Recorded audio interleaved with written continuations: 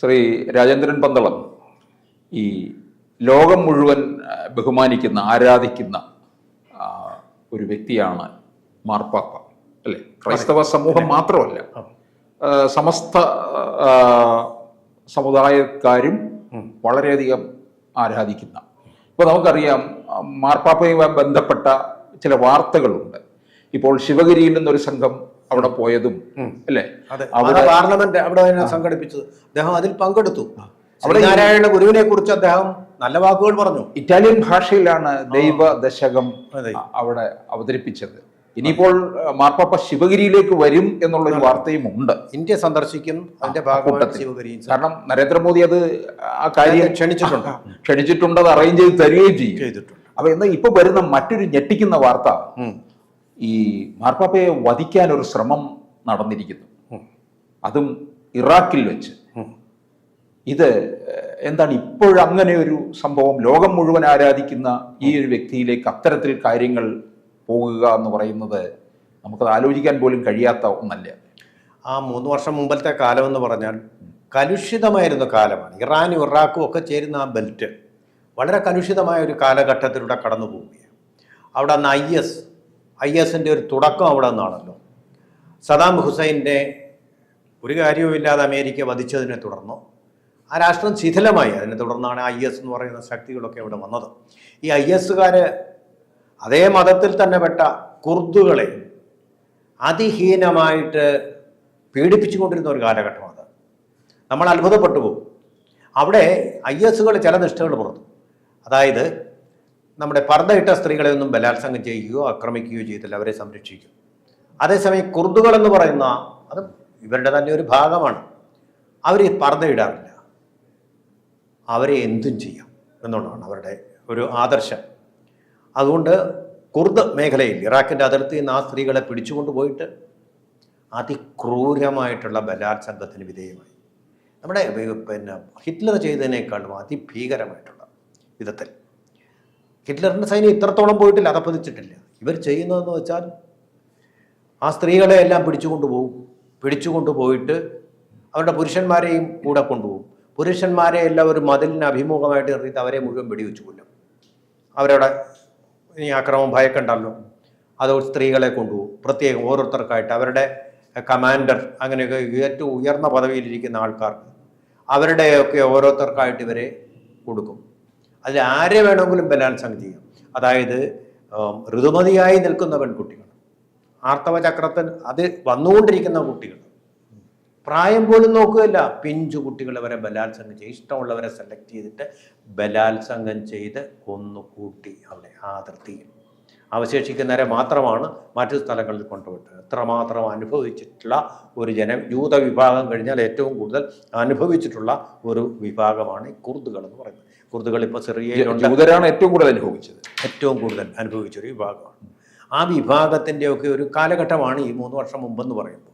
വളരെ പൊളിറ്റിക്കലായിട്ടുള്ള, വളരെ വോളറ്റൈലായിട്ടുള്ള ഒരു സിറ്റുവേഷൻ, മതപരമായിട്ട് തന്നെ ഒരു സ്ഫോടനത്തിലേക്ക് നയിക്കാവുന്ന സിറ്റുവേഷൻ. ആ ഒരു സിറ്റുവേഷനിലാണ് അദ്ദേഹം അവിടെ സന്ദർശിച്ച് സമാധാനത്തിന് വേണ്ടിയുള്ള ഒരു ദൗത്യം നടത്തിയത്, ദൂത് നടത്തിയത്. അദ്ദേഹം സമാധാനം അത് മാത്രമേ പറയാറുള്ളൂ. അല്ലാതെ ചില പള്ളികളിലൊക്കെ പ്രകടിപ്പിക്കുന്നത് പോലെ ചാക്രിക ലേഖനങ്ങളിൽ ഒന്നും വിടുകയല്ല ചെയ്യുന്നത്. രാഷ്ട്രീയമായ മാറ്റങ്ങൾക്ക് വേണ്ടി ആഹ്വാനം ചെയ്യാറില്ല. അതുപോലെ തന്നെ ഫത്വ നടത്തി ആളുകളെ കൊല്ലാൻ വേണ്ടിയിട്ട് 1 കോടി രൂപ ഇനാം എന്ന് പറയുന്ന അയത്തുള്ള ഖൊമൈനി ഇറാനിൽ നിന്ന് നടത്തുന്ന പോലുള്ള അധിക പ്രസംഗങ്ങളൊന്നും അദ്ദേഹം നടത്താറില്ല. സമാധാനം. ഒരുപക്ഷെ ഇസ്രായേലും അതുപോലെ തന്നെ പലസ്തീനുമായിട്ടുള്ള യുദ്ധത്തിൽ ഇദ്ദേഹത്തിൻ്റെ അഭിമുഖമായിട്ട് കുറേ കൂടിയിരിക്കുന്നത് ഈ ഇസ്രായേലുകാരായിട്ടും രാഷ്ട്രീയ താല്പര്യങ്ങൾ കൂടുതലുമായി അടുത്തുള്ളത് ഇസ്രായേലുമായിട്ടായിട്ട് പോലും അദ്ദേഹം അവിടെ സമാധാനം പുലരണം, ഇസ്രായേൽ പലസ്തീനിൽ നടക്കുന്ന ഈ ആക്രമണം ഇല്ലാതാക്കണം.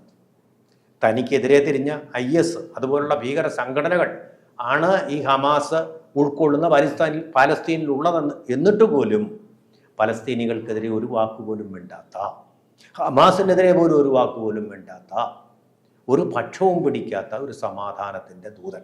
ഒരുപക്ഷെ യേശുക്രിസ്തുവിൻ്റെ ആ വചനങ്ങൾ പരിപാലിക്കപ്പെട്ടു പോകുന്ന ഇദ്ദേഹത്തിലൂടെയാണ്. അവൻ മാർപ്പാപ്പ എന്നുള്ള സങ്കല്പം ഏറ്റവും പരമോന്നതമായിട്ടുള്ള പദമാണ്, ഏറ്റവും പരമോന്നതമായിട്ടുള്ള ക്രിസ്തീയ പദം തന്നെയാണ്. കത്തോലിക്ക മതത്തിൻ്റെ ആയിരിക്കാം അത്, പക്ഷേ ഏത് ജാക്കബൈറ്റ്സ് ആയാലും ഓർത്തഡോക്സ് ആയാലും എല്ലാ വിഭാഗങ്ങളും ഹിന്ദുക്കളായാലും ആരാധിക്കുന്നുണ്ട്. ഭഗവത്ഗീതയാണ് ഒരിക്കൽ ഈ കെ നയനാർ അദ്ദേഹത്തിന് കൊടുത്തത്. കൈകളോടെ അദ്ദേഹം മറ്റൊരു മതത്തിന്റെ ഗ്രന്ഥം സ്വീകരിക്കില്ല എന്നൊരു. ഇപ്പൊ ശിവഗിരിയിൽ നിന്ന് പോയപ്പോൾ പത്രപ്രവർത്തകനായ പി ശ്രീകുമാർ ഉണ്ടായിരുന്നു. അദ്ദേഹം ഋഗ്വേദമാണ് അദ്ദേഹത്തിന് സന്തോഷത്തോടെ സ്വീകരിച്ചു. കാരണം അതൊക്കെ അദ്ദേഹം എല്ലാ മതങ്ങളെയും ബഹുമാനിക്കുന്ന ഒരു മഹാത്മാഗാന്ധിക്ക് പോലെ തന്നെ ഒരു സമാധാനത്തിൻ്റെ അപ്പോസ്തലനായിട്ട് തന്നെ നിൽക്കുന്ന, മതങ്ങളോട് ബഹുമാനം പുലർത്തുന്ന ഒരു പഠിച്ചിട്ടുള്ള ആളുമാണ്. ഈ ക്രിസ്ത്യൻ പാതിരിമാരുടെ എല്ലാം ഗുണമെന്ന് പറഞ്ഞാൽ അവർ സർവകലാശാലകളിൽ തന്നെ സർവ്വമതങ്ങളെക്കുറിച്ചും പഠിച്ചതിന് ശേഷമാണ് ഇവർ ഈ പദവികളിലേക്ക് പോകുന്നത്. കേരളത്തിലെ മർത്തോമാ സഭയിലെ ഒരു ബിഷപ്പുണ്ട്, അദ്ദേഹം മാർ തിയോഡിയസ് എപ്പിസ്കോപ്പയാണ്. അദ്ദേഹം ഡോക്ടറേറ്റ് ഉണ്ട്. ശ്രീനാരായണ ഗുരു ദർശനത്തെ കുറിച്ചാണ് അദ്ദേഹത്തിന്റെ ഗവേഷണ പ്രബന്ധം എന്ന് മാത്രമല്ല, ഇവര് നമുക്കറിയാത്ത, നമ്മൾ ഹിന്ദുക്കൾ എന്ന് പറഞ്ഞു കിടക്കുന്നു, പക്ഷേ അവർക്കറിയാത്ത ഋഗ്വേദ സൂക്തങ്ങൾ, ഉപനിഷത് സൂക്തങ്ങൾ അവർക്ക് ഹൃദയസ്ഥമാണ്. അത് വേണ്ട വിധത്തിൽ പ്രയോഗിക്കും. എത്രയോ കോട്ടയത്ത് നിന്നാണ് ഞാൻ വരുന്നത്, കോട്ടയത്തുള്ള എത്രയോ പാതിരിമാർ വരെ അത് സൂക്ഷ്മമായിട്ട് പഠിക്കുകയും, അല്ല നമ്മളിപ്പോൾ ആകാശവാണി കേൾക്കുന്ന പ്രഭാഷണങ്ങൾ സുഭാഷിതത്തിൽ തന്നെ കേൾക്കാം. ക്രിസ്ത്യൻ പാതിരിമാർ വന്ന ഹിന്ദു മതത്തിൻ്റെ ഗീതയിൽ നിന്നോ അല്ലെങ്കിൽ ഏതെങ്കിലും ഉപനിഷത്തിൽ നിന്നോ ഋഗ്വേദത്തിൽ നിന്നോ അല്ലെങ്കിൽ പുരാണത്തിൽ നിന്നൊരു കഥയെങ്കിലും പറയും. അവർക്ക് നന്നായിട്ട് ഹിന്ദുക്കളെക്കാൾ ഇത് പഠിച്ചിട്ടുണ്ട് അവർ. അതാണ് എൻ്റെ ഒരു പ്രത്യേകത. എല്ലാവരും എന്നല്ല ഞാൻ പറയുന്നത്, ദ്വേഷമുള്ളവരും ഉണ്ടായിരിക്കാം. പക്ഷെ അങ്ങനെ അതിൻ്റെ ഒരു പ്രതീകമാണ്, പ്രതിബിംബമാണ് ഈ മാർപ്പാപ്പമാർ. എപ്പോഴും അവർ മതവൈര്യം സൃഷ്ടിക്കാൻ ഒരിക്കലും ശ്രമിച്ചിട്ടില്ല, മതകലഹങ്ങൾ ഉണ്ടാക്കാൻ ശ്രമിച്ചിട്ടില്ല. പണ്ടുണ്ടായിരിക്കാം, ഏജ് ഓഫ് ഇൻക്വിസിഷൻ, ആ സമയത്ത് ഒരു പക്ഷേ ഗലീലിയോയെ കൊന്ന ബ്രൂണോയെ ചുട്ടുകരിച്ച സംഭവങ്ങളുടെ കാലത്ത്. പക്ഷേ ഇപ്പോൾ അങ്ങനെ ലോക സമാധാനത്തിന് വേണ്ടിയുള്ള വാക്കുകൾ മാത്രമേ അവർ പറയാൻ, രാഷ്ട്രീയത്തിലേക്ക് കടന്ന് കയറാറില്ല. നമ്മളതിനെ അതുകൊണ്ട് തന്നെ ബഹുമാനിക്കണം, ആദരിക്കണം. അങ്ങനെ ഒരാൾ ഇറാഖിൽ പോയത് അവിടെ സമാധാനം കൊണ്ടുവരാൻ വേണ്ടിയിട്ടാണ്. മഹാത്മാഗാന്ധിക്ക് തന്നെ പറ്റിയതുപോലെയാണ്. മഹാത്മാഗാന്ധി നവഖാലിയിൽ പോയത് ഇന്ത്യയിലെ വർഗീയ സമാധാനം ഉണ്ടാക്കാൻ. അപ്പോൾ അവിടുത്തെ ഭൂരിപക്ഷം വരുന്ന മുസ്ലിങ്ങൾ എന്താണ് ചെയ്തത്? അദ്ദേഹത്തിനെ അങ്ങോട്ട് കടക്കാതിരിക്കാൻ വേണ്ടി വഴിയിൽ മുഴുവൻ വിസർജിച്ചു വെച്ചു അദ്ദേഹത്തിന്. അദ്ദേഹം നിരാഹാര സമരം നടത്തിയിട്ട് പോലും അവരത് കേൾക്കൊണ്ടില്ലെന്ന് മാത്രമല്ല, വഴി മുഴുവൻ അദ്ദേഹത്തിന് നടക്കാനാവാത്തതും ആക്കി വെച്ചു. അപ്പോഴും മഹാത്മാഗാന്ധി പറഞ്ഞു, ഇവർ ഈ ചെയ്യുന്നതെല്ലാം ഹിന്ദുക്കളായി നിങ്ങൾ സഹിച്ചു കൊള്ളണം എന്നുള്ള വാക്കാണ് അദ്ദേഹം പറഞ്ഞത്. സമാധാനത്തിൻ്റെ അഹിംസ, അതിൻ്റെ അദ്ദേഹത്തിൻ്റെ രീതി അതാണ്. അതുപോലെ തന്നെ ഈ മൊസൂളിൽ പോയപ്പോൾ സാധാരണഗതിയിൽ ഇദ്ദേഹത്തിൻ്റെ അകമ്പടി സേവിക്കുന്നതും ഇദ്ദേഹത്തിന് പ്രൊട്ടക്ഷൻ നൽകുന്നതും നമുക്കെല്ലാം അറിയാവുന്നതുപോലെ സ്വിസ് ഗാർഡുകളാണ്. സ്വന്തമായിട്ടൊരു സൈന്യമില്ലാത്ത രാജ്യമാണ് സ്വിറ്റ്സർലൻഡ്, അറിയാമല്ലോ, സമാധാനത്തിൽ വിശ്വസിക്കുന്ന രാജ്യമാണ്.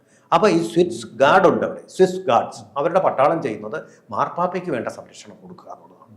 അവരാണ് ഇദ്ദേഹത്തിന് എപ്പോഴും അകമ്പടി സേവിക്കുകയും ഇൻ്റലിജൻസ് ഷെയർ ചെയ്യുകയൊക്കെ ചെയ്യുന്നത്. ഇവിടെ പക്ഷേ ഈ വിവരം അദ്ദേഹത്തെ അറിയിച്ച് അദ്ദേഹത്തെ രക്ഷിച്ചത് ആരെന്നറിയും? British intelligence. ബ്രിട്ടീഷുകാരാണ് അദ്ദേഹത്തിനെ വലിയൊരു അപകടത്തിൽ നിന്ന് രക്ഷിച്ചത്. എന്ന് പറഞ്ഞാൽ വലിയ അപകടമായതിനെ, ലോകത്ത് സംഘർഷങ്ങളുണ്ടായതിനെ.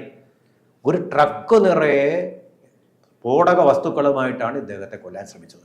ആരെന്നറിയില്ല, ഏതോ ഭീകരവാദികളായിരിക്കും, ഒന്നും ISL പെട്ട ആൾക്കാർ തന്നെയായിരിക്കും. കാരണം ലോകമാസകലം, അല്ലെങ്കിൽ ഈ നമ്മുടെ ഉണ്ടല്ലോ ബംഗ്ലാദേശിലൊക്കെ ഇപ്പോൾ ഈ വർഗീയ കലാപം നടത്തുന്ന ആൾക്കാരുണ്ടല്ലോ, ആ രീതിയിൽപ്പെട്ട ആൾക്കാരായിരിക്കാം. എന്തായാലും ശരി, അവിടെ ഒരു ആക്രമണം നടന്നിട്ടുണ്ട്. ബ്രിട്ടീഷ് ഇന്റലിജൻസ് അതുകൊണ്ട് തന്നെയാണല്ലോ ഒരു വെളിപ്പെടുത്തൽ ഇപ്പോൾ വന്നിരിക്കുന്നത്. അങ്ങനെയാണ്, അതെ. ലോക സമാധാനം തകർക്കാനായിരിക്കാം, ആക്രമണങ്ങൾ ഉണ്ടാവാൻ വേണ്ടിയായിരിക്കാം, പേടിപ്പിക്കാൻ വേണ്ടിയായിരിക്കാം, ക്രിസ്ത്യൻ സമൂഹത്തെയൊക്കെ ഒരു പാഠം പഠിപ്പിക്കാൻ വേണ്ടിയായിരിക്കാം. അതങ്ങനെ ചെയ്തു, അങ്ങനെ അറ്റത്തെ വിഗ്രഹം കണ്ടല്ലേ, വേൾഡ് ട്രേഡ് സെൻറ്റർ തകർത്തുകൊണ്ട് അമേരിക്കയും ലോകത്തെയും ഞെട്ടിച്ചു ഉസാമ ബിൻ ലാദൻ. അതുപോലെയാണ് സംഭവങ്ങൾ അവിടെ നടത്തുന്നത്. അപ്പോൾ ഇവിടെ ആരാ നടന്നുള്ളത് ഇദ്ദേഹം പറഞ്ഞിട്ടില്ല. പക്ഷേ തനിക്ക് നേരെ ഒരു ആക്രമണം നടന്നു, ബ്രിട്ടീഷ് ഇൻ്റലിജൻസ് അത് പറഞ്ഞതുകൊണ്ടാണ് താനിത് അറിഞ്ഞത് എന്നും അദ്ദേഹം വെളിപ്പെടുത്തിയിട്ടില്ല. ഇപ്പോഴും അദ്ദേഹം എഴുതാൻ പോകുന്ന ഒരു പുസ്തകത്തിൽ ഈ കണ്ടന്റ് ഉണ്ട്. അതാണ് ഇപ്പോൾ പുറത്തു വന്നിരിക്കുന്നത്.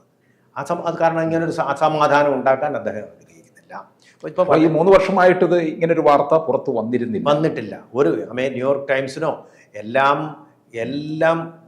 ന്യൂസ് ഫോർ ന്യൂസുള്ള, എല്ലാത്തിടത്തേക്കും ന്യൂസ് ഫോർ ന്യൂസുള്ള, എല്ലാ രന്ധ്രാന്വേഷണങ്ങളും നടത്തുന്ന ഒരു പത്രത്തിന് പോലും ഇതുവരെ അത് കണ്ടുപിടിക്കാൻ കഴിഞ്ഞില്ല. രഹസ്യമായിട്ടിരുന്നു. മാർപ്പാപ്പ തന്നെ അത് വെളിപ്പെടുത്തുകയാണ്. ആ പുസ്തകം വരുമ്പോൾ നമുക്കത് വായിക്കാം, നമുക്കതിൽ നിന്ന് പലതും പഠിക്കാനും ഉണ്ടാവും.